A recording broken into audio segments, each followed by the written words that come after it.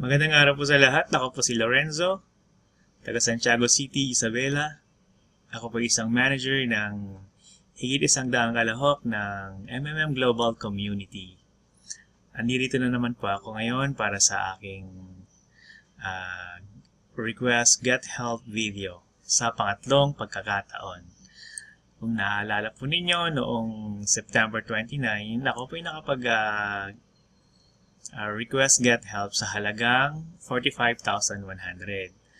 At sa ngayon po, October 16, 2015, pagkatapos po ng 17 days, muli na naman po akong mag-request get help sa halagang 56,000 pesos. So, ito naman po ay sa loob lamang ng 17 days. Ito po ang aking naging income. So, ang akin pong sender ay sina Simeon, Joma, at Lourdes. Sila po ang nag-provide assistance po sa aking request get help sa halagang ito.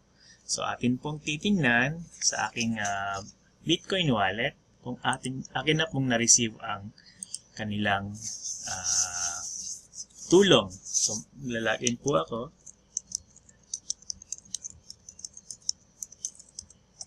Okay. Ayun, meron na akong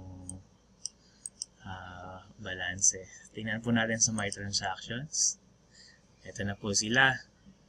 Kulay green, ibig sabihin pumasok. Isang 0.83 tsaka 3.8 Bitcoin. So, confirmed na siya. Pwede ko na rin i-confirm na na-receive ko na ang kanilang tulong.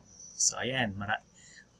Maraming salamat po mula kay Simeon Joman sa 46,000 na kanya pong i-donate or contribution sa community at kay Lourdes. So, ito po yung napakalaking tulong po sa akin sapagkat sa pagkakataon pong ito, ang akin pong baby ay na-hospital. At ito po ang napakaganda sa komunidad na ito. Ang MMM po ay samahan ng mga taong nagtutulong-tulong upang masagpo ang kahirapan. Gaya po ngayon, ako po yung nangangailangan. Anytime po, nakahingi po ako ng tulong mula sa komunidad ng MMM. So, nagpapasalamat po ako ng marami, lalong-lalo na kay Sir Sergey Mabrodi, na siyang nakaisip ang ideolohiya ng komunidad po na ito. At muli, together we can change the world.